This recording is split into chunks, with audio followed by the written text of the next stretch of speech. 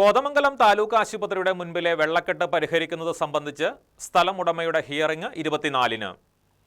കോതമംഗലം നഗരസഭയുടെ പരാതിയിൽ എറണാകുളം ADM ആണ് ഹിയറിംഗ് നടത്തുന്നത്. സ്വകാര്യ വ്യക്തി തോട്ടിൽ മണ്ണിട്ട് മതിൽ നിർമ്മിച്ചത് വെള്ളക്കെട്ടിന് കാരണമായെന്നാണ് ആരോപണം.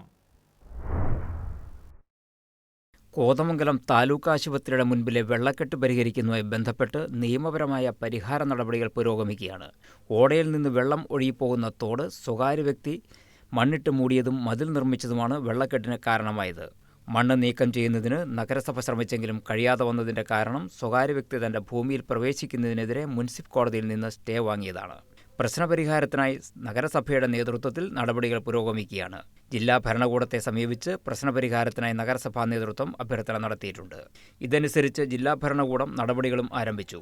24-ന് ADMന്റെ നേതൃത്വത്തിൽ RDO ഓഫീസിൽ സ്ഥലം ഉടമയുടെ ഹിയറിംഗ് നടത്താനാണ് നീക്കം. തുടർന്നാകും കളക്ടറുടെ പ്രശ്നപരിഹാര ഉത്തരവ്. ദുരന്ത നിവാരണ വകുപ്പിന്റെ അധികാരം ഉപയോഗിച്ച് പ്രശ്നപരിഹാരം ഉണ്ടാകുമെന്നാണ് പ്രതീക്ഷയെന്ന് നഗരസഭാ അധ്യക്ഷ ഭാനുമതി രാജു വ്യക്തമാക്കി. ഇത് സംബന്ധിച്ച് ഇടതുപക്ഷം പ്രഖ്യാപിച്ചിട്ടുള്ള സമരം രാഷ്ട്രീയ പ്രേരിതമാണെന്ന് അവർ വാർത്താക്കുറിപ്പിലൂടെ കുറ്റപ്പെടുത്തി. News desk KCV news.